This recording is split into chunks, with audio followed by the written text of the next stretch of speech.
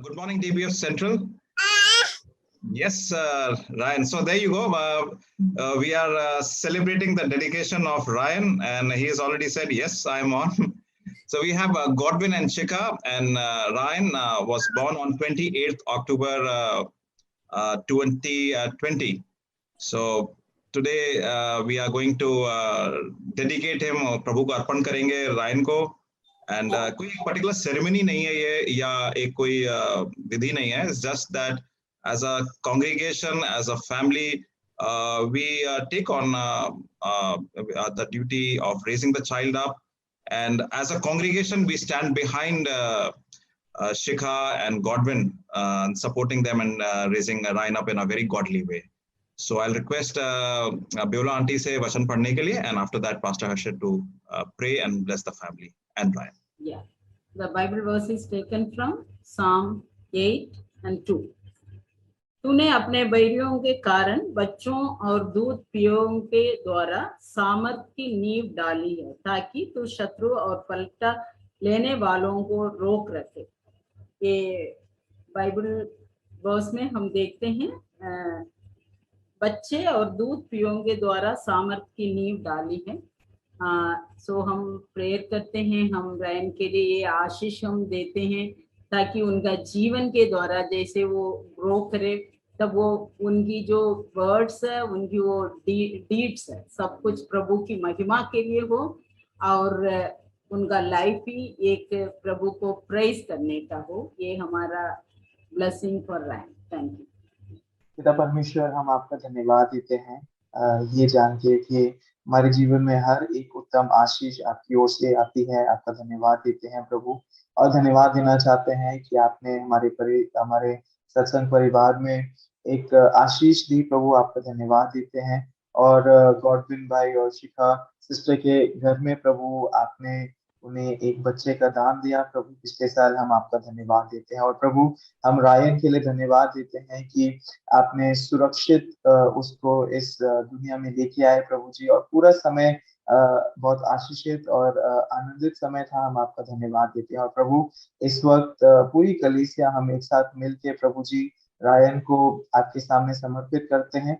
और प्रभु जी आपसे विनती प्रार्थना करते हैं कि जब ये बच्चा बढ़ता है तो प्रभु आपकी उपस्थिति में, आपके वचन की शिक्षा में, प्रार्थनाओं में आगे बढ़ सके प्रभु, ये प्रार्थना करते हैं. और स्पेशली भाई गॉडविन और शिखा के लिए प्रार्थना करते हैं कि जब ये इस बच्चे की परवरिश करते हैं तो प्रभु आपसे विनती करते हैं कि अच्छे माता पिता, एक गॉडली पेरेंट्स की तरह प्रभु इस बच्चे की परवरिश हो सके, ये प्रार्थना करते हैं. और प्रभु हम एक साथ मिलकर ये भी प्रार्थना करते हैं कि रायन का जो फर्स्ट कॉन्शियस डिसीजन है प्रभु, वो आपको अपना उद्धारकर्ता मानने वाला हो सके प्रभु, ये प्रार्थना करते हैं. और प्रभु अपनी पंखों की आड़ में रखें, अपनी उपस्थिति में रखें प्रभु जी, और होने दें प्रभु कि इस परिवार के द्वारा प्रभु आपकी किंगडम की ग्रोथ हो सके प्रभु, ये प्रार्थना करते हैं. और जब रायन बड़ा भी होता है प्रभु तो आपकी उपस्थिति में रहे प्रभु, और प्रभु आने वाले समय में भी प्रभु आपके लिए बहुत ही मजबूत खंबा बन सके प्रभु, ये विनती करते हैं. एक बार फिर प्रभु धन्यवाद देते हैं इन सब आशीषों के लिए प्रभु जो आप हमारे जीवनों में, अपनी कलीसिया में और गॉडविन भाई के जीवन में देते हैं. इसके लिए आपका धन्यवाद. सारा आदर मान महिमा आपको देते हुए रायन को आपके हाथ में सौंपते हुए इस छोटी सी विनती को सुने यीशु मसीह के नाम से, आमीन.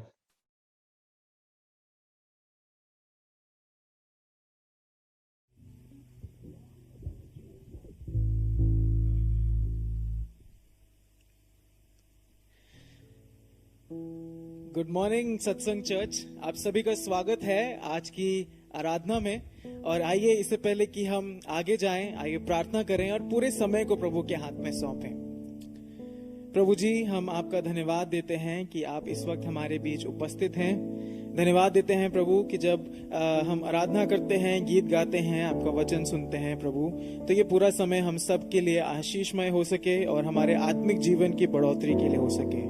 प्रभु इस वक्त हम सिर्फ और सिर्फ आपकी आराधना, आपका गुणानुवाद और आपकी स्तुति करना चाहते हैं. प्रभु जी हर तरीके के डिस्ट्रैक्शन से बचाएं, टेक्निकल ग्लिच से प्रभु बचाएं और अपनी उपस्थिति हमारे बीच में लेके आए। प्रभु जितने भी लोग देख रहे हैं प्रभु जी होने दें कि वो भी आपकी उपस्थिति को उनके घरों में, उनके जहाँ पे वो बैठ के देख रहे हैं वहां पे भी देख सके। सारा आदर महिमा आपको देते हुए यीशु मसीह के नाम से आमीन। भजन संहिता 100 इस प्रकार कहता है, हे सारी पृथ्वी के लोगों, यहोवा का जय जयकार करो, आनंद से यहोवा की आराधना करो, जय जयकार के साथ उसके सम्मुख आओ।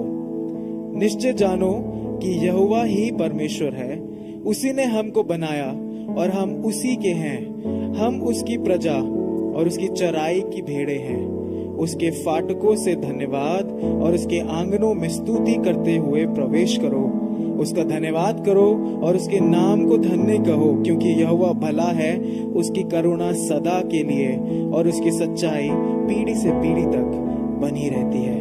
आइए हम अपने मनों को तैयार करें, अपने मनों को इस वक्त परमेश्वर की ओर लगाएं और आराधना के लिए अपने आप को तैयार करें, क्योंकि इस वक्त परमेश्वर हमारे बीच में उपस्थित है। इस वक्त वो राजाओं का राजा आपके घरों में उपस्थित है। और आइए हम अपने मनों को उसकी तरफ केंद्रित करें और आराधना करें। आइए हम उसकी प्रशंसा गाएं और उसकी स्तुति करें। क्या आप तैयार हैं एक साथ मिलके उसकी आराधना करने के लिए?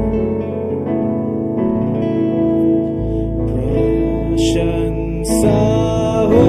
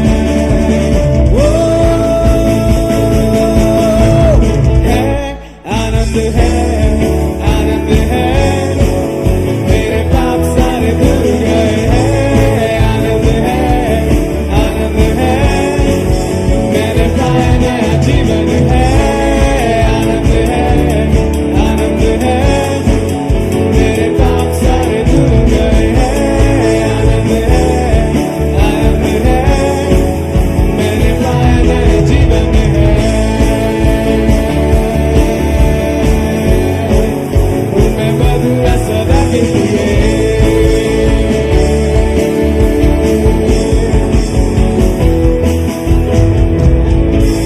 प्रभु की स्तुति हो, प्रभु की आराधना हो, प्रभु के नाम को इज्जत और जलाल मिले।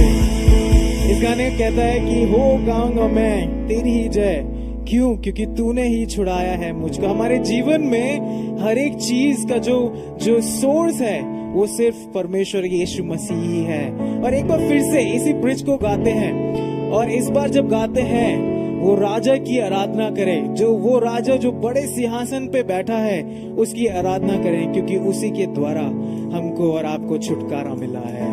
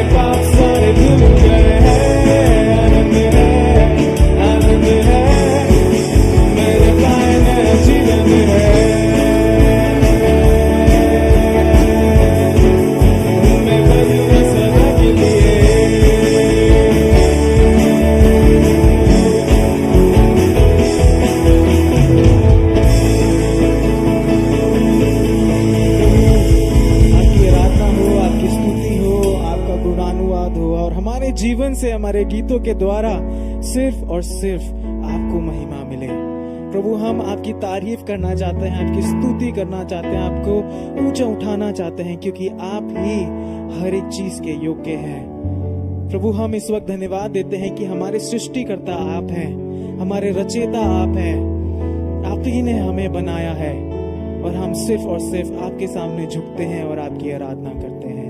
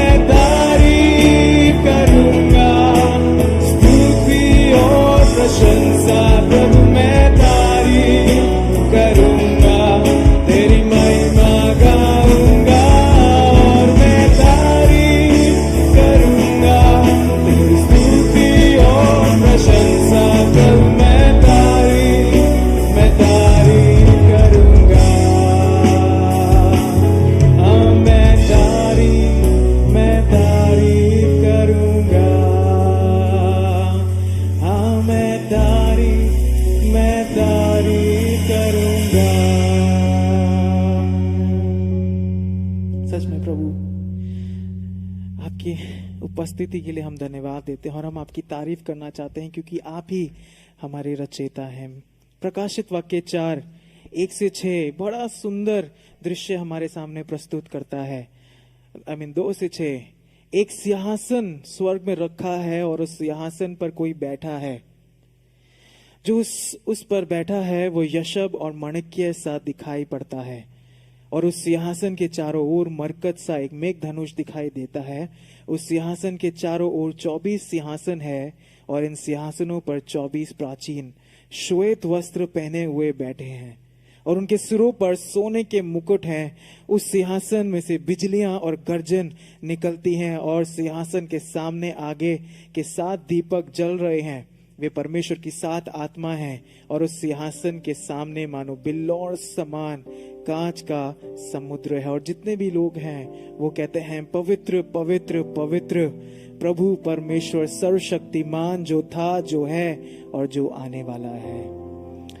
ये दृश्य परमेश्वर का है और आप ये सोचिए कि वो परमेश्वर कहता है कि मैं तुझसे बेहद प्रेम करता हूं।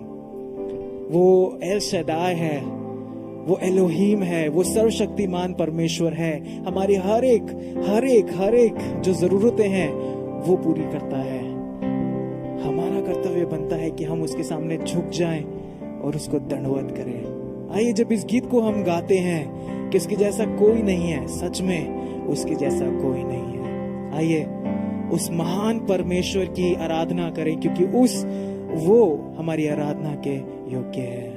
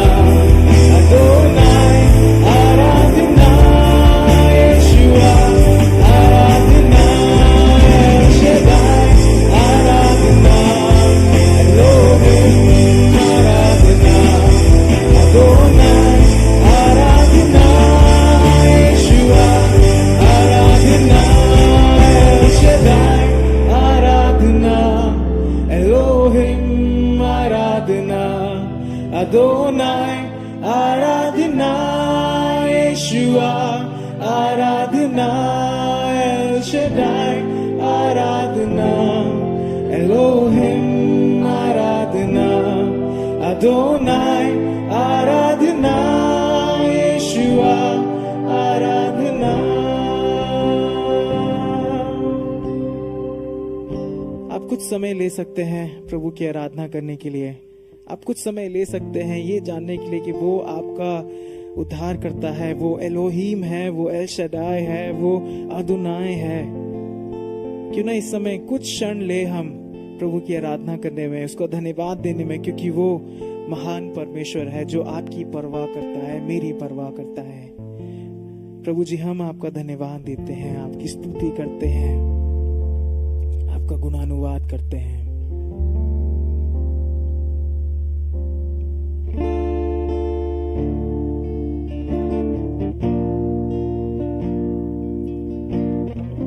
आपको स्तुति मिले प्रभु, आपको आराधना मिले हमारी।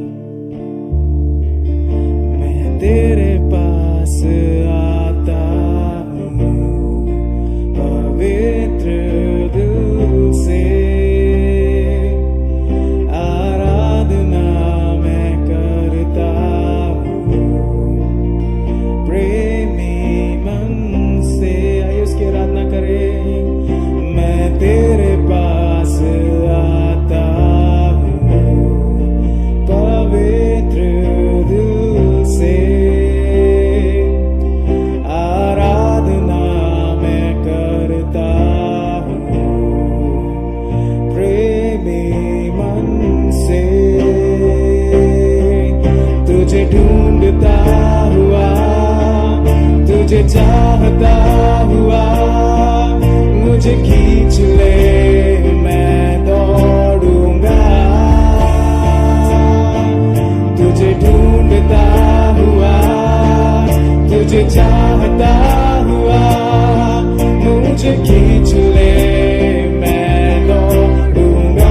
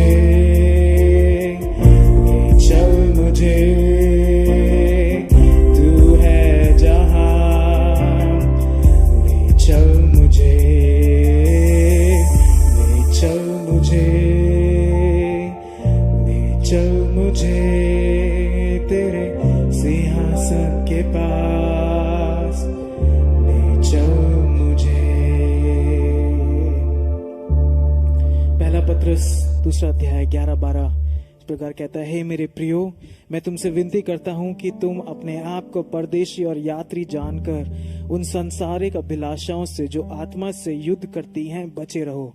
अन्य जातियों में तुम्हारा चाल चलन भला हो, ताकि जिन जिन बातों में वे तुम्हें कुकर्म जानकर बदनाम करते हैं, वे तुम्हारे भले कामों को देखकर उन्हीं के कारण कृपा दृष्टि के दिन परमेश्वर की महिमा करें। आज भी हम वचन में एक और आगे जाने वाले हैं रेवलेशन में, और जहां पे हम देखने वाले हैं कि जब वो सातों तुरियां फूकी जाती हैं तब जो जजमेंट है वो आने वाला है। हम सब, हमारा जो समय है यहाँ पे, हम यात्री हैं, हम परमानेंट नहीं है। और वचन हमें यही उत्साहित करता है कि ऐसा जीवन जिए जो कि परमेश्वर को पसंद आए, परमेश्वर को पसंद है। आइए जब हम आखिरी गीत गाते हैं जो हमें फिर से इसी चीज के बारे में याद दिलाता है कि मैं यात्री हूं। आइए हम इस वक्त प्रार्थना करें अपने परिवार के लिए, अपने लिए, कि प्रभु मुझे ऐसा बना, मुझे ऐसा बना।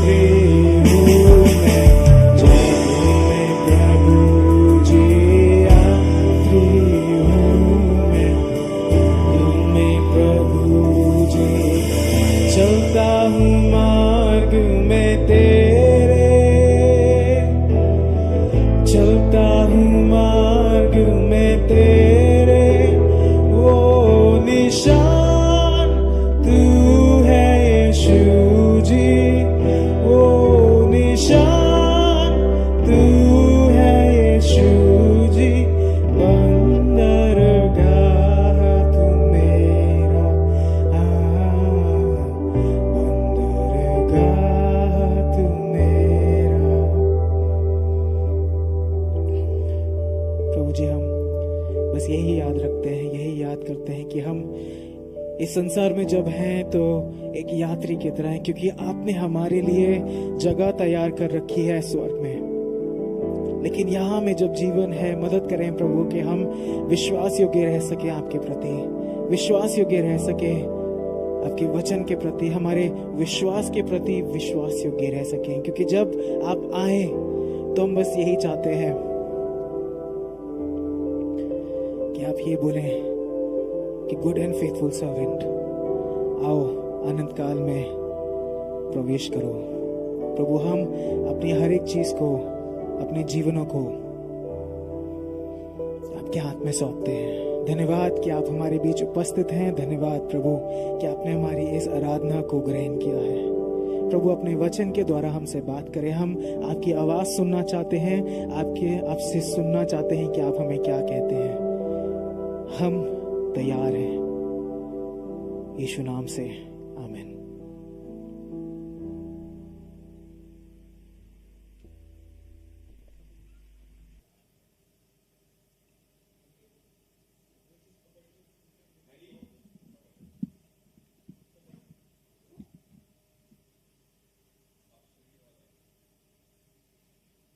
आप सभी को जय मसीह की। आज का वचन मैं पढ़ूंगा प्रकाशित वाक्य 11 से 13 तक। आइए हम पढ़ेंगे। और मुझे लगी के समान एक सरकंडा दिया गया, और किसी ने कहा, उठ, परमेश्वर के मंदिर और वेदी और उसमें भजन करने वालों को नाप ले, और मंदिर के बाहर का आंगन छोड़ दे। उस मत नाप, क्योंकि वह अन्य जातियों को दिया गया है, और वे पवित्र नगर को 42 महीने तक रोंदेगी। और मैं अपने 2 गवाहों को यह अधिकार दूंगा कि टाट ओढ़े हुए 1260 दिन तक भविष्यवाणी करें। ये वे ही जैतून के 2 पेड़ और 2 दीवट हैं जो पृथ्वी पर प्रभु के सामने खड़े रहते हैं। और यदि कोई उनको हानि पहुंचाए तो उनके मुंह से आग निकलकर उनके बैरियों को भस्म करती है। और यदि उनको हानि पहुंचाना चाहेगा तो अवश्य इसी रीति से मारा डाला जाएगा। इन्हें अधिकार है कि आकाश को बंद करे कि उनकी भविष्यवाणी के दिनों में मैं न बरसे, और उन्हें सब पानी पर अधिकार है कि उसे लहू बनाए, और जब जब चाहे तब तब पृथ्वी पर और हर प्रकार की विपत्ति लाएं। और जब वे अपनी गवाही दे चुकेंगे तो वह पशु जो अथवा कुंड में से निकलेगा उनसे लड़कर उन्हें जीतेगा और उन्हें मार डालेगा। और उनकी लौतें उस बड़े नगर की चौक में पड़ी रहेंगी, जो आत्मिक रीति से सदोम और मिस्र कहलाता है, जहां उनका प्रभु भी क्रूस पर चढ़ाया गया था। और सब लोगों और कुलों और भाषाओं और जातियों में से लोग उनकी लौतें 3.5 दिन तक देखते रहेंगे, और उनकी लौतें कब्र में रखने न देंगे। और पृथ्वी के रहने वाले उनके मरने से आनंदित और मगन होंगे, और एक दूसरे के पास भेंट भेजेंगे, क्योंकि इन दिनों भविष्यद्वक्ताओं ने पृथ्वी के रहने वालों को सताया था। और 3.5 दिन के बाद परमेश्वर की और जीवन की आत्मा उनमें बैठ पाएगी, और वे अपने पांवों के बल खड़े हो जाएंगे, और उनके देखने वालों पर बड़ा भय छाएगा। उन्होंने स्वर्ग से एक बड़ा शब्द सुनाई दिया कि यहाँ ऊपर आओ। ये सुन वे बादल पर सवार होकर अपने बैरियों के देखते देखते स्वर्ग पर चढ़ गए।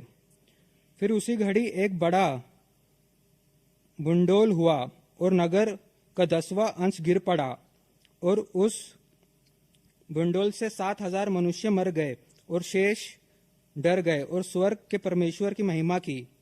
दूसरी विपत्ति बीत चुकी, देखो तीसरी विपत्ति शीघ्र आने वाली है।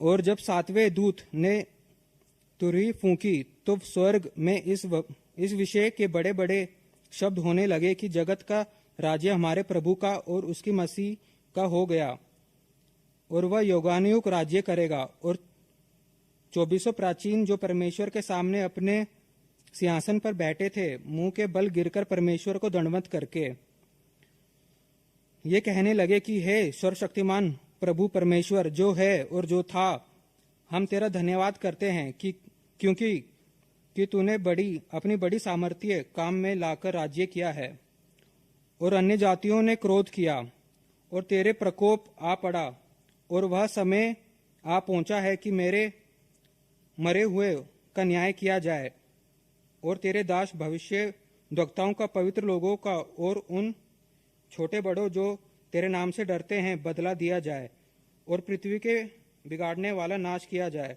और परमेश्वर का मंदिर स्वर्ग में है, वह खोला गया और उसके मंदिर में उसकी वाचा का संदूक दिखाई दिया और बिजलियां और शब्द का गर्जन और बुंडेल हुआ और बड़े बड़े ओले पड़े।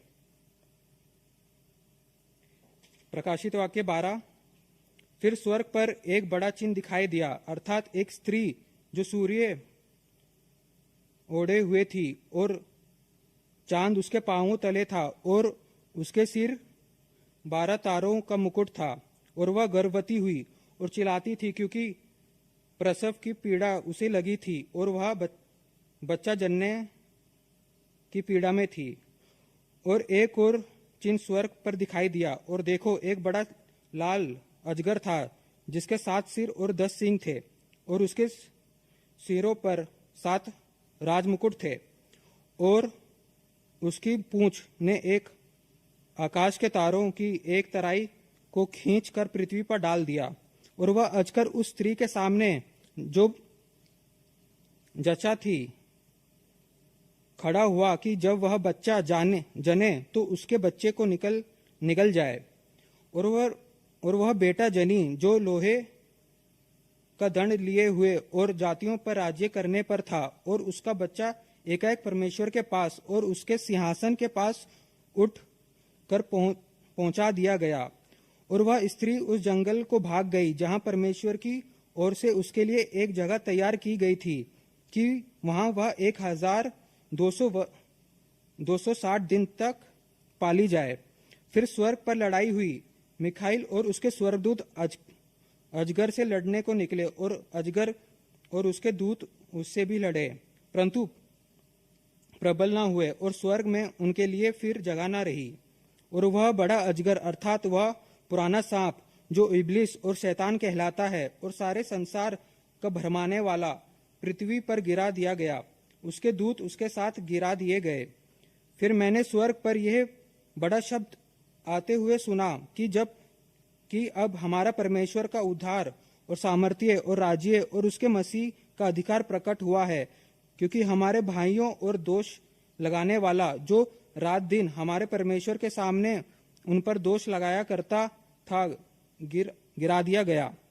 और वे मेमने के लहू के कारण और अपनी गवाही के वचन के कारण उस पर जयवंत हुए और उन्होंने अपने प्राणों को प्रिय न जाना, यहाँ तक कि मृत्यु भी सह ली। इस कारण हे स्वर्गों और उनमें के रहने वालों मगन हो, हे पृथ्वी और समुद्र तुम पर हाय, क्योंकि शैतान बड़े क्रोध के साथ तुम्हारे पास उतर आया, क्योंकि जानता है कि उसका थोड़ा ही समय और बाकी है।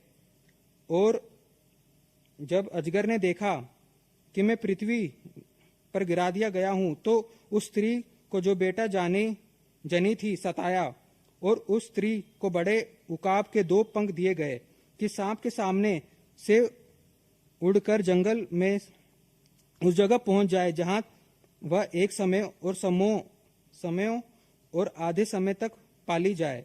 और सांप ने उस स्त्री के पीछे अपने मुंह से नदी की नाई पानी बहाया कि उसे इसी नदी से बहा दे, परंतु पृथ्वी ने उस स्त्री की सहायता की और अपना मुंह खोलकर उस नदी को जो अजगर ने अपने मुंह से बहाई थी पी लिया। और अजगर स्त्री पर क्रोधित हुआ, उसकी शेष संतान से जो परमेश्वर आज्ञाओं को मानता और यीशु की गवाही देने पर स्थिर है, लड़ने को गया और वह समुद्र के बालू पर जा खड़ा हुआ। प्रकाशित वाक्य 13। और मैंने एक पशु को समुद्र में से निकलते हुए देखा, जिसके 10 सींग और 7 सिर थे। उसके सींगों पर 10 राजमुकुट और उसके सिरों पर परमेश्वर की निंदा का नाम लिखे हुए थे। और जो पशु मैंने देखा वह चीते की नाई था, और उसके पांव बालू के से और मुंह सिंह का सा था। और उस अजगर ने अपनी सामर्थ्य और अपना सिंहासन और बड़ा अधिकार उसे दे दिया। और मैंने उसके सिरों में से एक पर ऐसा भारी घाव लगा देखा, मानो वह मरने पर है। फिर उसका प्राण घातक घाव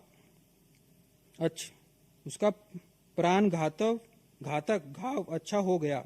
और सारी पृथ्वी के लोग उस पशु के पीछे पीछे अचंबा करते हुए चले, और उन्होंने अजगर की पूजा की, क्योंकि उसने पशु को अपना अधिकार दे दिया था। और यह कहकर पशु की पूजा की कि इस पशु के समान कौन है, कौन उससे लड़ सकता है। और बड़े बोल बोलने और निंदा करने के लिए उसे एक मुंह दिया गया, और उसे 42 महीने तक काम करने का अधिकार दिया गया। और उसने परमेश्वर की निंदा करने के लिए मुंह खोला कि उसके नाम और उसके तंबू अर्थात स्वर्ग के रहने वालों की निंदा करे। और उसे यह अधिकार दिया गया कि पवित्र लोगों से लड़े और उन पर जय पाए। और उसे हर एक कुल और लोग और भाषा और जाति पर अधिकार दिया गया। और पृथ्वी के वे सब रहने वाले जिनके नाम उस मेमने के जीवन की पुस्तक में लिखे नहीं गए, जो जगत की उत्पत्ति के समय से घात हुआ है, उस पशु की पूजा करेंगे। जिसके कान हो वह सुने। जिसको खेद में पड़ना है वह खेद में पड़ेगा, और जो तलवार से मारेगा अवश्य है कि वह तलवार से मारा जाएगा। पवित्र लोगों का धीरज और विश्वास इसी में है। फिर मैंने एक और पशु को पृथ्वी में से निकलते हुए देखा। उसके मेमने के से 2 सींग थे, और वह अजगर की नाई बोलता था। और यह वह उस पहले पशु का सारा अधिकार उसके सामने काम में लाता था, और पृथ्वी और उसके रहने वालों से उस पहले पशु की जिसका प्राण घातक घाव अच्छा हो गया था पूजा कराता था। और वह बड़े बड़े चिन्ह दिखाता था, यहाँ तक कि मनुष्यों के सामने स्वर्ग से पृथ्वी पर आग बरसा देता था। और उन चिन्हों के कारण जिन्हें उस पशु के सामने दिखाने का अधिकार उसे दिया गया था, वह पृथ्वी के रहने वालों का इस प्रकार भ्रमाता था कि पृथ्वी के रहने वालों से कहता था कि जिस पशु के तलवार लगी थी वह जी गया है, उसकी मूरत बनाओ। और उसे उस पशु की मूरत में प्राण डालने का अधिकार दिया गया कि पशु की मूरत बोलने लगे। और जितने लोग उस पशु की मूरत की पूजा न करें उन्हें मरवा डाले। और उसने छोटे बड़े, धनी, कंगाल, स्वतंत्र, दास सबके दाहिने हाथ या उनके माथे पर एक एक छाप करा दी कि उसको छोड़ जिस पर छाप अर्थात उस पशु का नाम या उसके नाम का अंक हो और कोई लेन देन ना कर सके। ज्ञान इसी में है, जिसे बुद्धि हो वह इस पशु का अंक जोड़ ले, क्योंकि मनुष्य का अंक है और उसका अंक 666 है। आमीन। इस वचन के पढ़े और सुने जाने पर आशीष हो।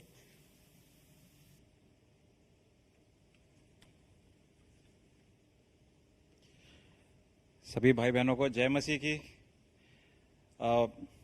आपने वचन सुना होगा, आज अंकित ने पढ़ा है और हर संडे कोई ना कोई वचन पढ़ रहा है और आपको लगेगा कि काफी लंबा है, क्यों पढ़ रहे हैं।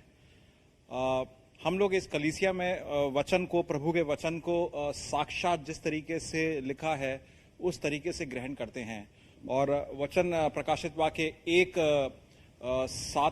3 और 4 में लिखा है कि जो वचन को बोलता है, जो सुनता है और जो वचन को रखता है, करता है, रखवाली करता है, वो आशीष पाएगा। और 22, 7 में लिखा है जो वचन को रखता है वो आशीष पाएगा। हम आशीष की ग्रीड में नहीं कर रहे हैं, मगर प्रभु के दिए गए वचन को मान रहे हैं, पालन कर रहे हैं, और उसी की हम वजह से हम ये वचन पढ़ते हैं।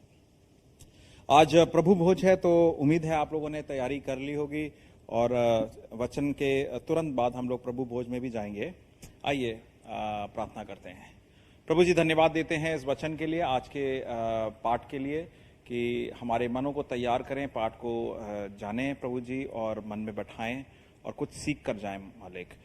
जो भी डिस्ट्रैक्शंस आते हैं प्रभु, उनको दूर रखें, हमारा मन वचन से लगा रहे इस समय, और जिस यंत्र को इस्तेमाल करते हैं उसकी कमी बाधा ना बने वचन को पूर्णता से बताने के लिए। ये सारी प्रार्थनाएं प्रभु यीशु मसीह के नाम से, आमीन। एक नेटफ्लिक्स में श्रृंखला चल रही है, how to be a tyrant, तानाशाह कैसे बना जाता है। बड़ी दिलचस्प ये सीरीज है कि तानाशाह जो है काफ़ी सारे आए हैं, आपने जानते होंगे, मुसलिनी और सद्दाम हुसैन, हिटलर, और इन सब के लिए एक बड़ी कॉमन सी चीज़ थी, प्रणाली थी, विधि थी, जिस हिसाब से ये पावर में आए। लोगों को भ्रमित करके, लोगों को डिसीव करके वो पावर में आए। झूठ बोला होगा या कुछ इस टाइप का अपना आकार दिखाया होगा, ताकि लोग भ्रमित हो जाएं, उनकी बातों को मान लें, उनको अपना लें, और फिर ये लोग गद्दी पे बैठ जाएं और फिर अपनी सी करें। और हिटलर के बारे में कहा जाता है कि उन्होंने एक किताब लिखी थी जिसमें अपने विचार रखे थे और अपना पूरा प्लान बताया रखा था उन्होंने कि आगे वाले दिनों में क्या करेंगे। 1925 में मियां काफ निकाला था, वो जर्मन भाषा में था, और 1933 में वो इंग्लिश में लिखा गया ताकि दुनिया के भी लोग पढ़ सकें, जान जाएं। उसके बावजूद भी 1938 में 1938 में ब्रिटिश प्राइम मिनिस्टर चैम्बरलिन जो है वो हिटलर से समझौता करते हैं और शांति पीस अकॉर्ड बना लेते हैं, और वो जाकर लोगों से कहते हैं अब कुछ नहीं हो सकता, सब चीज ठीक है, कोई दिक्कत नहीं है। साल बाद 1939 में और जर्मनी पोलैंड पे अटैक करता है और सब खत्म हो जाता है। उसके बाद सेकेंड वर्ल्ड वॉर स्टार्ट हो जाती है। एक तरीके से जो लोगों को डिसीव करा, भ्रमित करा, लोग उसकी बातों में आ गए, और भ्रमित होने के बाद काफी विनाश हुआ। तो आप देख रहे हैं उस भ्रमित होने के विनाश के बाद लोग जब उनकी बातों में आ गए तो अपने आप को बनाने के लिए या अपने ईगो को मेंटेन रखने के लिए सच्चाई को नकारते भी गए।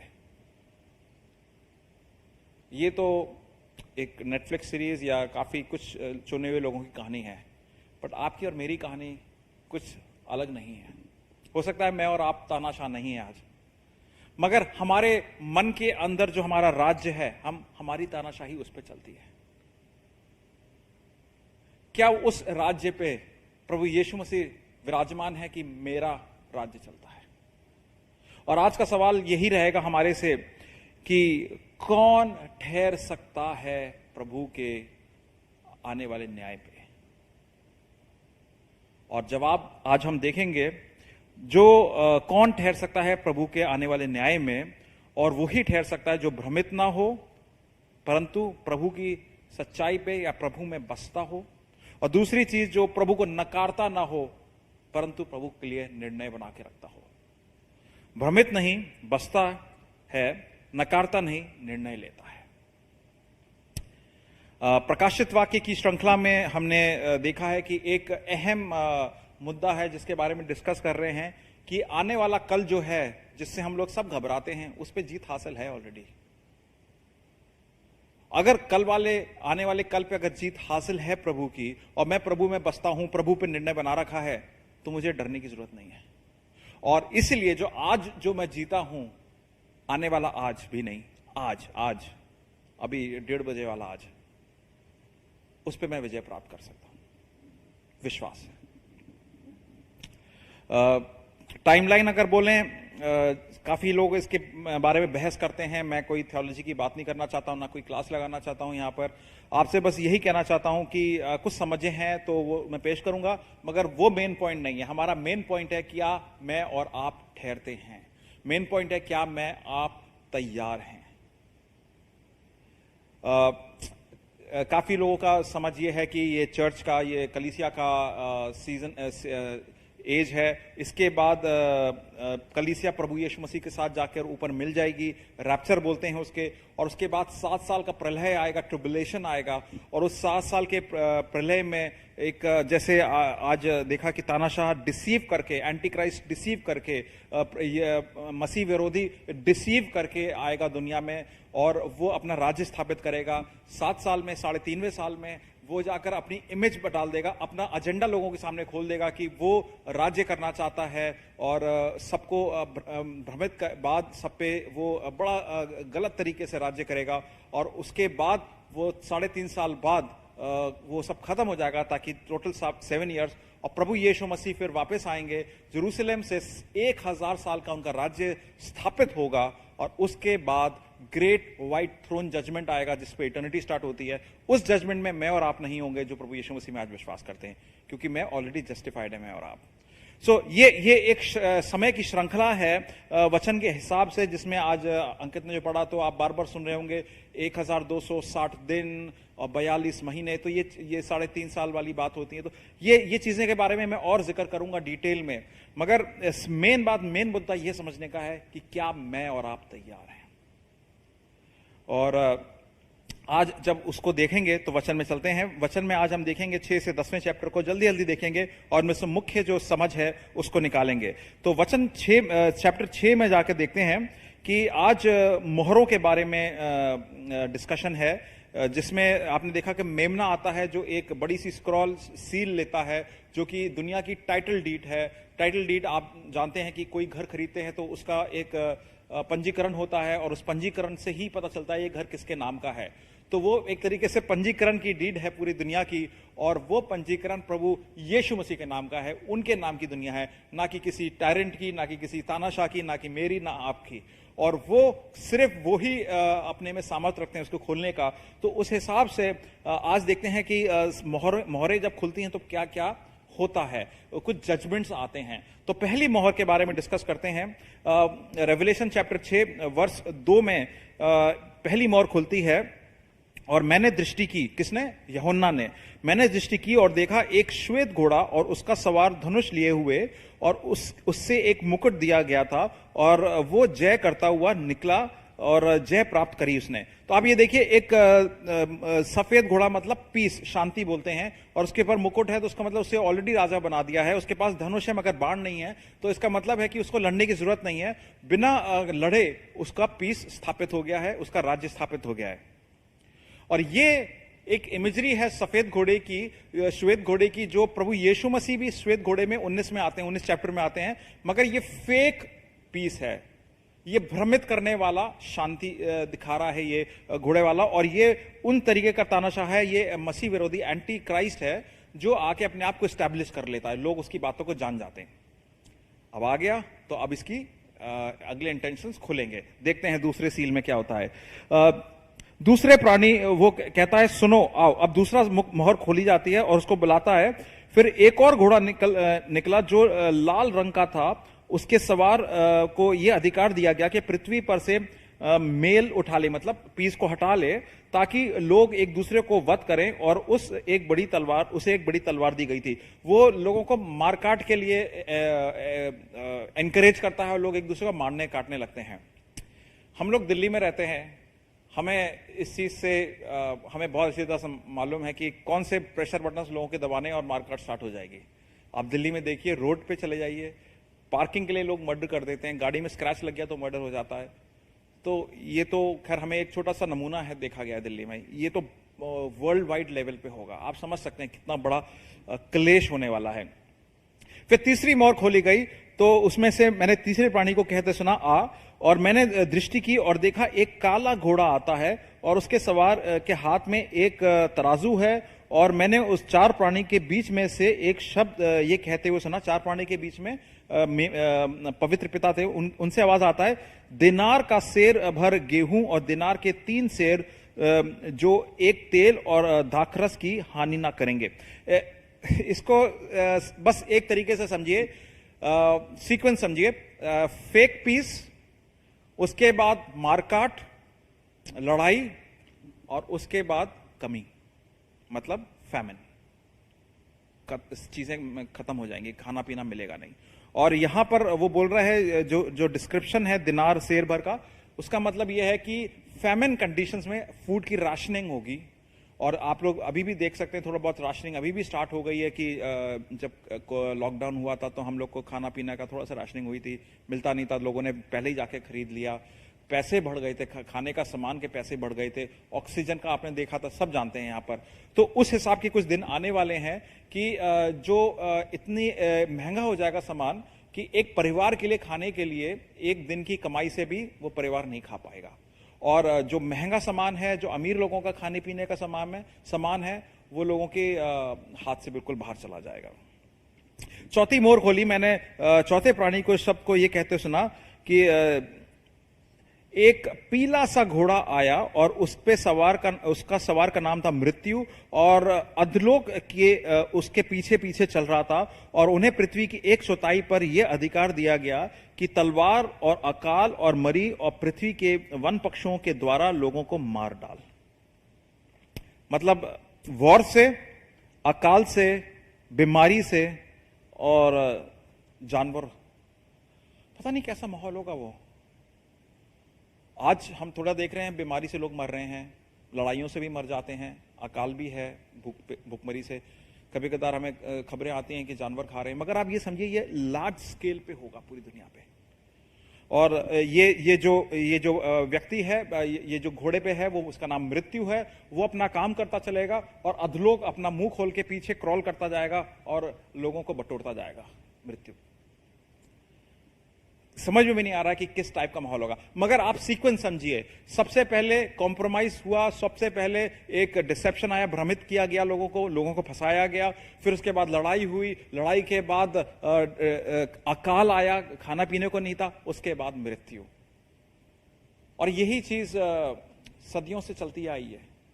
यही चीज गार्डन ऑफ ईडन में भी थी, आदम और हवा, वो लोग भ्रमित हुए थे, सर्प ने उनको भ्रमित करा, फिर उसके बाद उनका और प्रभु के बीच का जो रिलेशनशिप था उसमें दरार आ गई।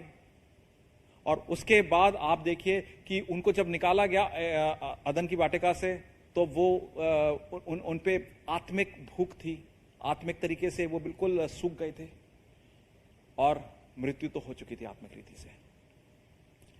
कहीं मैं और आप इस राह पे तो नहीं चल दिए हैं, कहीं मैं और आप तो नहीं आज की तारीख में भ्रमित हो रहे हैं। कहते होंगे हम विश्वासी हैं, कहते होंगे कि हम कलीसिया में आते हैं, कहते होंगे कि हम ये सब जानते हैं, मगर कहीं ना कहीं दुनिया में भ्रमित हो रहे हैं हम। और दुनिया में भ्रमित हो सकते हैं कि हम बाहर जाके कह सकते हैं कि ये हर रास्ता प्रभु की तरफ जाता है, तो चलो हम भी चल जाते हैं। या कलीसिया के अंदर भी भ्रमित हो सकते हैं कि टीचिंग्स जो है सही नहीं है, हर एक चीज में सब हाथ उठा लिया, ये कर लिया, वो कर लिया, वचन में नहीं जाएंगे।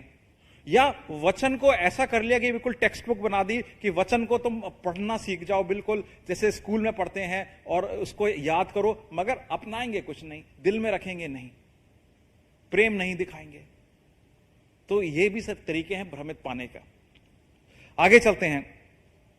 इसके बाद हम देखते हैं कि पांचवी मोहर जब खुलती है तो उस वेदी के नीचे काफी सारे प्राणी हैं, मतलब वो विश्वासी लोग हैं प्रभु के। अब ये जो अर्थ से, पृथ्वी से अब सीन जो है प्रभु के हेवन में चला गया है, और हम आकाश की बात को सुन रहे हैं, देख रहे हैं। वहां पे ये सारे प्राणी जो हैं परसिक्यूट करे गए हैं, इनको मारा गया है, और ये प्रभु के सामने जाके गुहार लगा रहे हैं कि प्रभु जी उनका क्या होगा जो और मारे जा रहे हैं, उनका आप बदला कब लोगे? तो प्रभु कहते हैं अभी थोड़ी देर का तुम संयम बना के रखो, उसका हिसाब होगा, और उनको आराम करने का वचन दिया जाता है।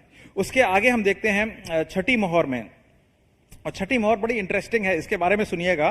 मैंने देखा कि एक बड़ा भूकंप हुआ और सूर्य कंबल के समान काला हुआ और पूरा चंद्रमा लहू के समान हो गया। लहू के समान, मून बिल्कुल रेड हो गया। आप लोग पिछली बार भी ऐसा मून रेड हुआ था तो बड़े व्हाट्सएप मैसेजेस आए थे, अब दुनिया खत्म होने वाली है। मैं बता दूं अगली बार भी आएगा, ये नवंबर 2022 में भी ऐसा ही होने वाला है। मगर जो यहां पे लिखा है वो प्रलय के बारे में लिखा है। तो नवंबर 2022 में जब इंडिया में मून दिखा जाए बिल्कुल ब्लड रेड, तो प्लीज व्हाट्सएप मैसेज मत भेजिएगा कि प्लीज प्रे ये जो लिखा है ये तो होना ही है। बल्कि इसीलिए कहते हैं प्रकाशित वाक्य को देखें तो आप जान सकेंगे, समझदारी से कल देख सकते हैं और कल की तरफ आप डरेंगे नहीं। छोटी छोटी बातों में भी ये नजर आता है। तो चंद्रमा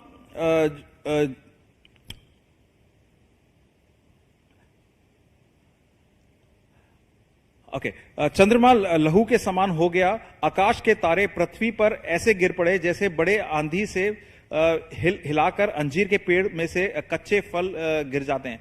कच्चा फल कभी गिरता नहीं है, ऐसे बहुत जोर से झंझोड़ना पड़ता है तब जाके गिरता है। तो आप सोच सकते हैं कि कितना बड़ा प्रलय आ रहा होगा। और आकाश ऐसे सरक गया कि जैसे पत्र लिपटते समय सरक जाता है। आपको कभी कदार कैलेंडर मिलता होगा, मेरे को भी एक आध कैलेंडर मिल जाते हैं कभी कदार। कैलेंडर को आप रोल करके खोलेंगे और छोड़ दें, वापस सिमट जाता है। आकाश जो आज हमें दिख रहा है ब्लू, दिल्ली में हमें ग्रे या ब्राउन दिखता है, आकाश खत्म हो जाएगा। सोचिए कितना भयानक माहौल बन रहा होगा। और उसके आगे पृथ्वी के आकाश ऐसा सरक जाएगा और हर एक पहाड़ और टापू अपने अपने स्थान से टल जाएगा। पहाड़ और टापू सब हट जाएंगे। तो इसका मतलब आप पहाड़ों पे छुट्टियों के लिए जाएंगे, नहीं जा पाएंगे। और टापू मतलब सब खत्म सा हो जाएगा। तब पृथ्वी के राजा, अब ध्यान से सुनिएगा, पृथ्वी के राजा और प्रधान और सरदार और धनवान सामर्थी लोग हर एक दास और हर एक स्वतंत्र पहाड़ों की खो में जाकर चट्टानों में छिप जाएंगे। ये लोग आज तो राज्य कर रहे हैं मगर उन दिनों में भाग पड़ेंगे। ऐसा क्यों? और पहाड़ों और चट्टानों से कहने लगेंगे, हम पर गिर पड़ और हमें उसके मुंह से जो सिंहासन पर बैठा है, मतलब पवित्र पिता, उसके और मेमने के यीशु मसीह के प्रकोप से छिपा ले। मतलब उनके जजमेंट आने वाला है, उनसे बचा ले। अब विचार करिए, आज जो बड़े प्रधान हैं, राजा लोग हैं, अमीर हैं, उनका सिक्का चलता है। मगर एक दिन आएगा जब वो खुद भागेंगे और खुद पहाड़ों से कहेंगे, हमें आजा, हम इतने गिल्टी हैं, हम इतने करप्ट हैं कि हम उसके सामने आना नहीं चाहते हैं, पवित्र पिता के सामने, यीशु मसीह के सामने। आप समझ लीजिए ये माहौल आएगा। तो क्या पता अगर ये माहौल आने वाला है, क्या मैं और आप इस माहौल के लिए तैयार हैं? क्योंकि आगे वचन में लिखा है, क्योंकि उनके प्रकोप का भयानक दिन आ पहुंचा है। वो लोग डर रहे हैं और कह रहे हैं, अब प्रभु यीशु मसीह का प्रकोप का भयानक दिन आने वाला है और अब कौन ठहर सकता है? ये वाली मेन बात आती है, कौन तैयार है, कौन ठहर सकता है इस न्याय के लिए? और वापस बात इसी पे आती है, वो ही जो भ्रमित नहीं होता है बल्कि प्रभु के साथ बसता है, वो ही जो प्रभु को निकारता नहीं है, प्रभु के लिए निर्णय बना के रखता है। और आगे 7th चैप्टर में एक संख्या लिखी है, 1,44,000 वो इजरायलियों की संख्या है। वो लोग प्रभु के बचाए हुए लोग हैं और उसमें 12 जातियों का नाम है। उसकी हर एक जाति से 12,000 लोग आएंगे। आप देखेंगे डैन जाति का नाम नहीं है, क्योंकि इसमें डिटोनॉमी 29 में के हिसाब से उन लोगों ने दूसरे प्रभु की आराधना करी थी, तो प्रभु ने उनको अपनी सेवा से बाहर निकाल दिया। मगर इज़ीकियल 48 में देखेंगे, 48 में देखेंगे आप, तो वहां पर उनका नाम मौजूद है। आगे आने वाले राज्य में, प्रभु के राज्य में उनका नाम मौजूद है। ये सारे जो लोग हैं, इजरायली यहूदी लोग हैं, ये लोग आगे आने वाले समय में, प्रलय के समय, ट्रिब्युलेशन के समय इवेंजलिस्ट का काम करेंगे। और उनका जो फल होगा, उनका फल जो है चैप्टर 7 वर्ष 9 में लिखा है, इसके बाद मैंने दृष्टि की और देखा, हर एक जाति और कुल और लोग और भाषा से ऐसी बड़ी भीड़ थी जिसकी कोई गिनती नहीं कर सकता था।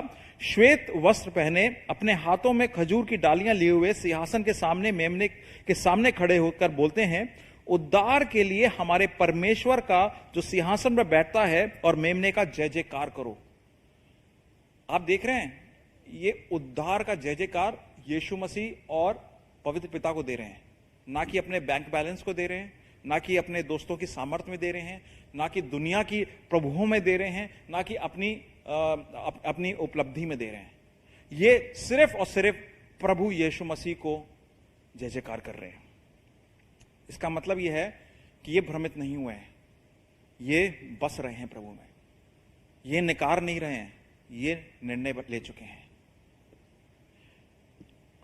इसके बाद एक प्रधान एल्डर जो है जॉन से कहता है कि तुम जानते हो कौन? जॉन कहता है आप बताओ। तो वो कहता है कि ये लोग वो लोग हैं जो उस महाक्लेश से निकल कर आए हैं और उन्होंने अपने वस्त्र मेमने के लहू से धोकर श्वेत किया है। मतलब धार्मिक हो गए हैं प्रभु यीशु मसीह की क्रूस पे दी गई बलि पे विश्वास करके, और वो लहू से धुले हैं। और इस कारण परमेश्वर के सिंहासन के सामने और उसके मंदिर में दिन रात उसकी सेवा करते हैं, और जो सिंहासन पर बैठा है वो उनके ऊपर अपना तंबू तानेगा। ये ध्यान से सुनिएगा कि यहां पर बात हो रही है पवित्र पिता और यीशु मसीह की। वो अपना तंबू उनके ऊपर तानेंगे, क्योंकि जो लोग भ्रमित नहीं होते हैं, प्रभु में बसते हैं, वो प्रभु के साथ हमेशा रहेंगे। और भूख और प्यास ना होगी, ना उन पर धूप होगी, ना कोई तपन पड़ेगी, क्योंकि मेमना जो सिंहासन के बीच में है उनकी रखवाली करेगा। भजन संहिता 23 वाली इसमें अब बात आना स्टार्ट, वो उनका शेपर्ड बनेगा और उन्हें जीवन रूपी जल के स्रोतों के पास ले जाएगा, और परमेश्वर उनकी आंखों से सब आंसू पोंछ डालेंगे। ये वर्ष आप जब पढ़ेंगे ना तो थोड़ा सा आप सोचिए, परमेश्वर जो ऊपर बैठा है, जिससे सारे जनरल, सारे राजा वगैरह सब डरते हैं, वो अपने हाथों से आपके और मेरे आंसू पोंछेगा। सोचने की बात है। और हम लोग जिनको कोई जानता नहीं है, पूछता नहीं है, उसको प्रभु पूछता है। मेरे घर में हम लोग, मैं और अंजिमा कभी कदार बाहर जाते हैं तो बच्चों को बोलते हैं कि दरवाजा मत खोलना जब तक हम नहीं आएंगे, और चाबी रखते हैं हम अपने पास, या कभी कदार चाबी नहीं होती तो हम उनको आवाज देते हैं और बच्चे दरवाजा खोल देते हैं। तो एक दो बार मैंने आवाज थोड़ी बदल के बोली, तब भी उन्होंने खोल दिया दरवाजा। तो मैंने पूछा, भाई आपने दरवाजा क्यों खोला? कह रहे हमें मालूम है कि आप हो। मैंने कहा ऐसे कैसे पता? कह रहे आपके साथ हम बसते हैं, आपकी आवाज ऊंची या आपका स्वर नीचे, आपको खांसी है या बीमार हैं तब आपकी आवाज कैसी होगी, आप जब नॉर्मल हैं तब आवाज आपकी कैसी होगी, हमें मालूम है, हम आपके साथ बसते हैं। और यही चीज प्रभु कह रहा है, तुम अपना दिल का दरवाजा किसी और के लिए नहीं खोलोगे जब तक प्रभु यीशु मसीह तुम्हारे में बसता है, और तुम भ्रमित नहीं होगे। और वही चीज वचन भी आज मेरे को और आपसे कह रहा है कि आप और मैं अगर आज प्रभु यीशु मसीह में बसते हैं, उनकी आवाज को पहचानते हैं, उनके वचन को जानते हैं, तो हम उस दिन के लिए तैयार रहेंगे। आइए आगे चलते हैं। अब जो 7वीं मोहर जब खुलती है तो उस समय आधे घंटे का बिल्कुल शांति हो जाती है, क्योंकि जो आकाश में प्रभु की महिमा हो रही होती है, महिमा रुक जाती है आधे घंटे के लिए, और उसके बाद और भी प्रलय आने वाला है तो उसकी तैयारी होती है। और अब मोहर के साथ साथ तुरही बजाएगी, ट्रम्पेट बजाया जाएगा। ट्रम्पेट का मतलब होता है अनाउंसमेंट होगा। अब देखते हैं उसमें क्या लिखा है। चैप्टर 8 वर्ष 7 में, पहले स्वर्गदूत ने तुरही फूकी और लहू से मिले हुए ओले और आग उत्पन्न हुए और पृथ्वी पर डाली गई, और पृथ्वी की 1/3 जल गई, और पेड़ों की 1/3 जल गए, और सब हरी घास भी जल गई। इसको ऐसे ब्रेकअप कर सकते हैं तुरही को कि 2 पार्ट में। पहली जो 4 तुरहियां हैं वो पर्यावरण, इकोलॉजी को बर्बाद करती हैं, खत्म कर देती हैं, और जो बची 3 तुरहियां होती हैं, 4 के बाद 3 जो 7 करने के लिए, वहां पे डिमोनिक डिस्ट्रक्शन आता है, मतलब दुष्ट आत्माओं का प्रकोप होता है। तो पहले वाले डिस्ट्रक्शन में, पहली तुरही में आप देखते हैं कि हरी घास जल गई, ये वेजिटेशन खत्म हुई है। वेजिटेशन खत्म हो गई, इसका मतलब ऑक्सीजन की भी कमी हो जाएगी। ऑक्सीजन की कमी हुई तो इंसान पे ऑफ कोर्स डायरेक्ट इफेक्ट आएगा, जानवरों पे डायरेक्ट इफेक्ट आएगा। उसके बाद देखते हैं दूसरे स्वर्गदूत ने तुरही फूकी और समुद्र के 1/3 प्राणी मर गए और 1/3 जहाज नष्ट हो गए। मतलब 75% 70% ऑफ द वर्ल्ड आज की तारीख में आप कह सकते हैं पानी है, तो उसमें 1/3 मतलब इट्स अ बिग नंबर। मतलब ऑलमोस्ट 1/4 दुनिया खत्म, मतलब बिल्कुल सर्वनाश हो गया, मतलब पानी खत्म हो गया, वो मछलियां तैर रही होंगी मरी हुई। फिर तीसरे स्वर्गदूत ने तिहाई फूकी और नदियां के 1/3 पानी जो सोतों पर आता था वो खत्म हो गया। मतलब जो फ्रेश वाटर सप्लाई है वो भी खत्म हो गई। और उस वहां पे जो तारा गिरा था उसका नाम है नागदोना, इंग्लिश में वर्मवुड बोलते हैं। मतलब पॉइजनस हो गई सारी चीजें। इसका mention old testament new testament में भी है। ये पॉइजनस हो गया। अभी इकोलॉजी की बर्बादी चल रही है। फिर 9 चैप्टर में 12वें वर्ष में देखते हैं, चौथा स्वर्गदूत ने तुरही फूकी और सूर्य की 1/3 और चांद की 1/3, तारों की 1/3 आपत्ति आई और यहां तक कि उनका 1/3 अंग अंधेरा हो गया और दिन का 1/3 में से उजाला ना रहा और वैसे ही रात में भी। मतलब सारे स्केड्यूल खराब हो जाएंगे हमारे सुबह शाम के। यहां तक तो इकोलॉजी की बर्बादी थी। उसके बाद एक पंछी जाता है जो कहता है अब आने वाली जो 3 तुरहियां वो और भी ज्यादा भयानक हैं।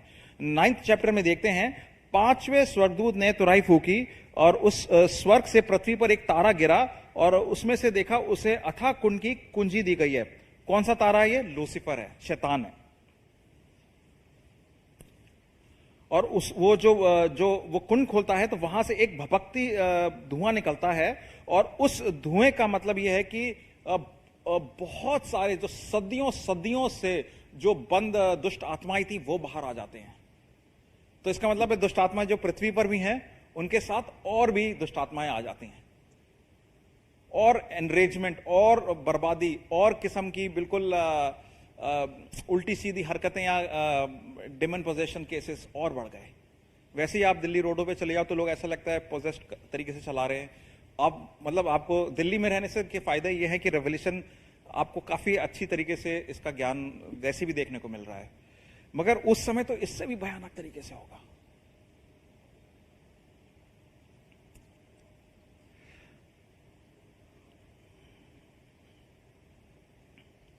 और उसके बारे में लिखा है कि जो उनका जो राजा है 5वीं तुरही जो जितने सारे दुष्ट आत्माएं हैं उसका नाम अबद्दोन है, अपोलियन है, मतलब वो डिस्ट्रॉयर है। वो सब चीजों को सर्वनाश करता है, सर्वनाशक बोला गया है। फिर उसके बाद 6ठी तुरही के बारे में देखते हैं। जब 6ठी तुरही फूक गई तो एक फौज निकल के आती है जिसकी संख्या चैप्टर 9 वर्स 16 में लिखा है, उनकी फौज की सवारों की गिनती 20 करोड़ थी और मैंने उनकी गिनती सुनी और वो आकर लगभग 1/3 दुनिया को खत्म कर देते हैं। अब 20 करोड़ आप समझ लीजिए, उत्तर प्रदेश की जनसंख्या 23 करोड़ करीब है, तो उत्तर प्रदेश के लोग सब मिला दें आप और उनकी एक ऑर्गेनाइज्ड आर्मी बन जाए तो वो तो क्या नहीं क्या कर देंगे। और उसके बाद 10वें चैप्टर में वचन में लिखा है कि एक स्वर्गदूत आता है, बहुत शक्तिशाली स्वर्गदूत आता है और उसके सर बादलों से ढका होता है और उसके इंद्रधनुष उसके सर के ऊपर होता है और एक पैर सूखी जमीन पे, एक पैर पानी पे होता है। इसका मतलब कंप्लीट डोमिनेंस है। और वो एक स्क्रॉल जो है, एक पुस्तिका है, यूहन्ना को देता है और कहता है इसको खा जा। और यूहन्ना जब इसको खाता है तो मुझे ऐसा कहा कि ले इसे खा ले, ये तेरा पेट कड़वा करेगा पर तेरे मुंह में मीठा लगेगा। ये पुस्तिका प्रभु का वचन है और जब वचन आप सुनते हैं पहली बार अच्छा लगता है और लगना भी चाहिए, क्योंकि हम प्रभु का वचन सुनते हैं, जानते हैं प्रभु का वचन हमें कहता है कि तुम शांत हो जाओ, आराम हो जाओ, मैं तुम्हें उद्धार दूंगा। मगर उसके साथ साथ कड़वापन इसलिए है क्योंकि आने वाले समय में जो मेरे प्रियजन हैं, जो अनविश्वासी लोग हैं, उन पे कितनी तबाही आएगी। तो आज के वचन में हमने देखा कि कौन ठहर सकता है, वो ही ठहर सकता है जो भ्रमित नहीं है, जो प्रभु में बसता है, और वो ही ठहर सकता है जो प्रभु को नकारता नहीं है मगर प्रभु के लिए निर्णय ले चुका है।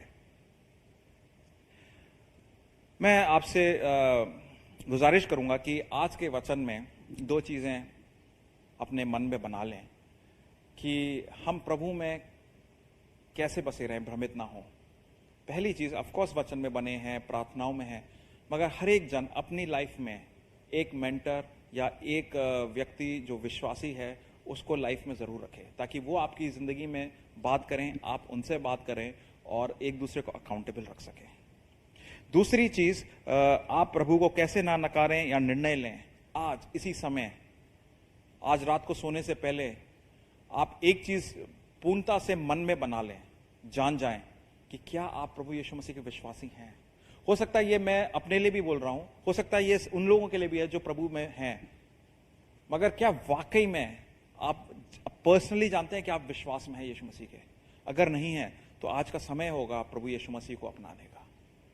और साथ ही साथ में आज वैसे बड़े सारे मैसेजेस आ रहे हैं, फ्रेंडशिप डे है, तो चलिए कह सकते हैं मार्केटिंग या पैसे बनाने के लिए है, मगर अगर आप वाकई में अपने दोस्तों का ख्याल रखते हैं तो आप जरूर जानेंगे कि दूसरा पत्रस 3:9 में लिखा है, प्रभु अपनी प्रतिज्ञा के विषय में देर नहीं करता, जैसे देर कुछ लोग समझते हैं, पर तुम्हारे विषय में धीरज धरता है और नहीं चाहता कि कोई नष्ट हो, वरन ये कि सबको मन फिराव का अवसर मिले। मैं गुजारिश करूंगा कि आप अपने दोस्तों के बारे में, रिश्तेदारों के बारे में, अपने परिवारजनों के बारे में भी ध्यान करें। क्या वो प्रभु का वचन सुन सके हैं? प्रभु में आना, उद्धार देना वो आपका काम नहीं है, मगर प्रभु का वचन पेश करना तो आपका काम है, आपकी बोल से, आपकी जिंदगी से, आपके कार्यों से। तो इन दोनों चीज़ों का ध्यान रखिएगा। आइए, जब हम प्रभु भोज में जाते हैं तो प्रभु भोज में जाते समय हम ये चीज़ों का ध्यान रखें। और वचन मैं पढ़ना चाहूँगा प्रभु भोज में कि जब प्रभु यीशु मसीह अपने चेलों के साथ बैठे थे तब उन्होंने ये चीज़ कही कि धन्यवाद देकर रोटी तोड़ी और कहा, ये मेरा देह है जो तुम्हारे लिए और मेरे स्मरण के लिए किया करो। इस रीति से उसने ब्यारे के पीछे कटोरा भी लिया और कहा, ये कटोरा मेरे लहू में नई वाचा है, जब कभी पियो तो मेरे स्मरण के लिए किया करो, क्योंकि जब कभी तुम ये रोटी खाते हो और इस कटोरे में से पीते हो तो प्रभु की मृत्यु को जब तक वो नहीं आएगा प्रचार करते रहो। तो क्या मैं और आप आज प्रभु का प्रचार कर रहे हैं, प्रभु को अपना उद्धारकर्ता मान के? क्या मैं और आप तैयार हैं प्रभु के आगमन के लिए? क्या मैं और आप अभी भी भ्रमित हैं, अभी भी नकार रहे हैं, या आज प्रभु में बसते हैं और प्रभु के बारे में निर्णय ले चुके हैं? मैं आपसे आप लोग प्रभु भोज साथ में लेंगे, हम लोग रोटी को और प्याले को साथ लेंगे, फिर उसके बाद मनन करेंगे। और मनन करते समय कोई ऐसी चीज़ है जो आपके मन में लगता है कि प्रभु के द्वारा नहीं है, तो उसका अंगीकार करना है, उसके लिए तैयारी करनी है, तो अभी कर सकते हैं। क्योंकि प्रभु का वचन 1 यूहन्ना 1:9 में कहता है कि हम अपने गुनाहों का अंगीकार करें तो वो न्याय हमें माफ़ करने के लिए विश्वास योग्य न्यायी भी है, और साथ ही साथ में हमें हर किस्म की अधार्मिकता से स्वच्छ करता है। तो प्रभु भोज लेने से पहले इसका ध्यान कर लें, और जो कोई विश्वास में हैं उन्हीं से मैं आग्रह करूंगा कि प्रभु भोज लें। बाकी लोग वेट कर सकते हैं जब तक आप प्रभु के साथ निर्णय नहीं बना सके।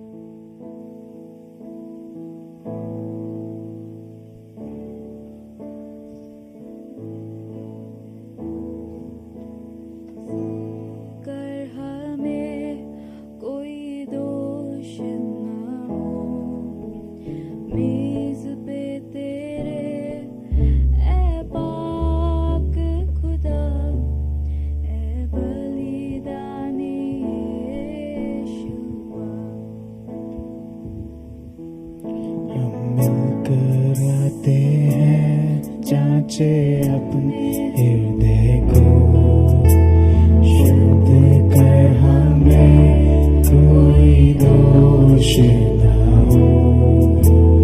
मेज पे तेरे ऐ पाक खुदा, ऐ बलिदानी यीशुआ, ऐ बलिदानी यीशुआ।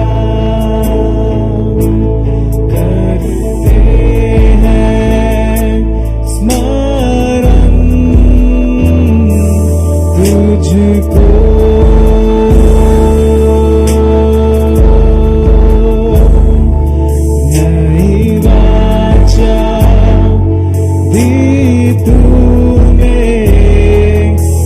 हमको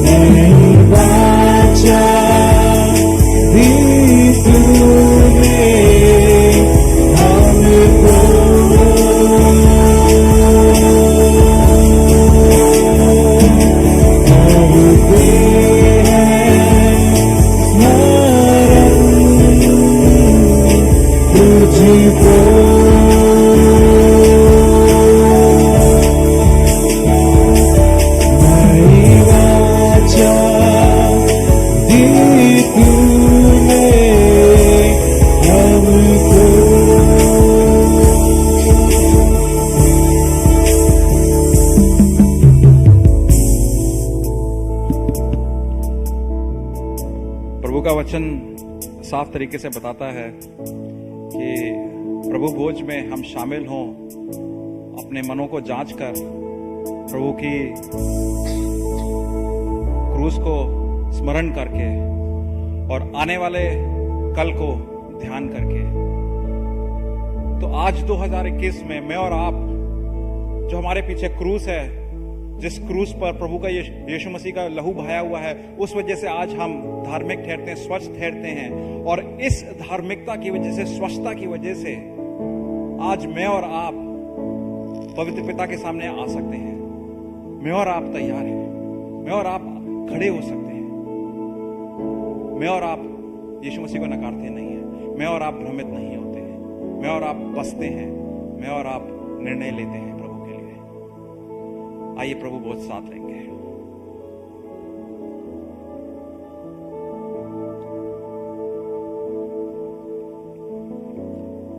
धन्यवाद देते हैं मालिक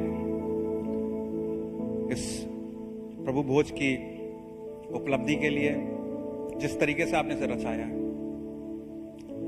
इससे हम क्रूस की तरफ नजर करते हैं, वहां पे देखते हैं यीशु मसीह जो देह में तोड़ा गया था, मारा गया था, मेमना जो हमारे लिए सूली पे लटकाया गया था, जिसका लहू टपक रहा था, मगर उस लहू से ही, उसकी यातनाओं से ही, उसके घायल शरीर से ही मैं चंगाई पाता हूं, मैं उद्धार पाता हूं। और उसी चंगाई की वजह से मैं आने वाले कल की ओर नजर खोल के देख सकता हूं। और जब मैं कल की ओर नजर करता हूं तो प्रभु के वचन प्रकाशित वाक्य से हमें यीशु मसीह दिखते हैं, जो कि राजा,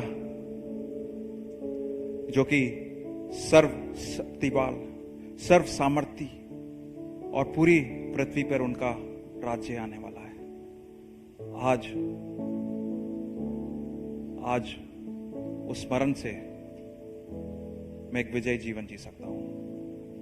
प्रभु जी, जितने भी भाई बहन हैं इस समय उन्हें आशीष दें मालिक, और हमें समझ दें प्रभु आपके वचन की। और आज अगर हम लोग स्ट्रगल कर रहे हैं, हम लोग तकलीफ में हैं, भ्रमित हैं, तो प्रभु जी आज हमें साक्षात अपने दर्शन दें प्रभु जी, ताकि हमारी जितने भी दुनिया भर की भ्रमण है सारे खत्म हो जाएं और हम सिर्फ और सिर्फ आप में बसें, आप वहां पे वास करें। आज हम लोगों ने, काफी लोगों ने निर्णय नहीं लिया है प्रभु यीशु मसीह का। हफ्ते के हफ्ते लोगों को जान रहे हैं, अपने रिश्तेदारों को जान रहे हैं जो यीशु मसीह में, मगर निर्णय नहीं ले पा रहे, नकार रहे हैं। प्रभु जी आज निर्णय ले सके। हम प्रार्थना करते हैं पवित्र आत्मा से कि उनको आप आज पकड़ें और निर्णय के मुकाम तक लेके जाएं। ये सारी प्रार्थनाएं प्रभु यीशु मसीह के नाम से, प्रभु यीशु मसीह के नाम से मांगते हैं, आमीन। आप सभी का हफ्ता शुभ हो। और अनाउंसमेंट्स में हमने अभी अनाउंसमेंट करा नहीं है, आने वाले सप्ताह में अनाउंस करेंगे। 16, 17, 18 और 23, 24, 25 अगस्त को शाम को 7:30 से लेके 9 बजे तक फैमिली कॉन्फ्रेंस होगी, इंग्लिश और उसका अनुवाद हिंदी में होगा। तो उसके लिए पास्टर हर्षित शेयर करेंगे, तो आप उसमें शामिल हो सकते हैं। हमारे परिवारों के लिए बहुत अच्छा रहेगा।